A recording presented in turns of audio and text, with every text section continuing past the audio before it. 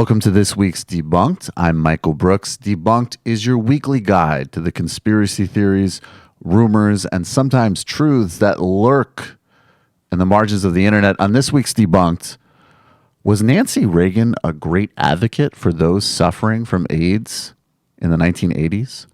Now, this past week, Nancy Reagan died. May she rest in peace. And Secretary Hillary Clinton, former Secretary of State, leading presidential candidate, said that Nancy Reagan and Ronald Reagan were indeed helpful in the cause of fighting HIV and AIDS. Let me read what she said this past Friday. She said, quote, "Because of both President and Mrs. Reagan, in particular Mrs. Reagan, we started a national conversation. When before nobody would talk about it, nobody wanted anything to do about it, end quote."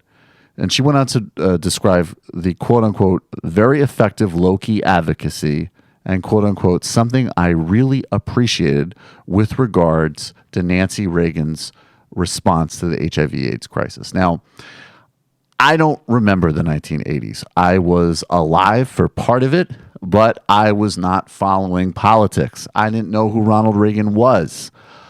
But for people who went through that era and were activists on behalf of the LGBT community, who were responding to the front lines of this emerging horrific public health crisis that gripped that community in the 1980s and many other communities, this description seemed to ring hollow. One of the first places to look at for a sort of objective understanding of what was happening would be Ronald Reagan's own Surgeon General. That's right, C. Everett Koop, who some of you may remember from a very awkward Ali G interview from several years ago. And C. Everett Koop had the following to say about the Reagan administration's response to AIDS. He said, quote, "Because the transmission of AIDS was primarily understood to be primarily in the homosexual population and with those who abused intravenous drugs, the president's advisors," he went on to say, "took a stand that they are only getting what they justly deserve," end quote. And in fact, apparently, Rock Hudson, who was a closeted actor, who was later came out of the closet, who was a victim of AIDS, and was a friend of the Reagans, apparently did not get support from the couple, even on a personal level. So basically, you had a massive crisis that was ignored by an administration placating the prejudices of, unfortunately, many Americans at the time.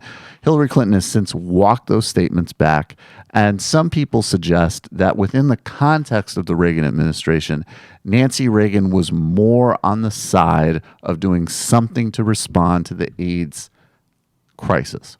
But clearly, neither she nor her husband had any type of admirable, positive, or necessary response to the greatest public health crisis facing America in the 1980s. So, was Nancy Reagan a great advocate on this issue? Did she start a national conversation?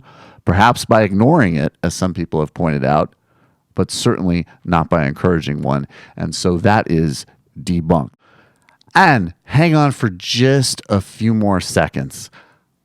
I just recently launched Two Dope Boys and a Podcast. It's a twice weekly podcast. I'm co-hosting with my friend Phil McKenzie. That's why I'm drinking. That's why I haven't had a shave.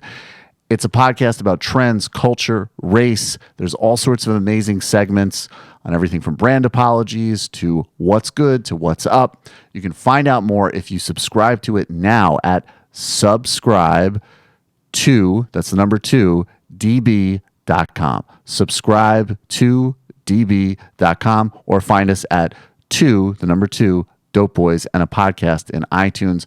Really hope you listen. Thanks so much, everybody.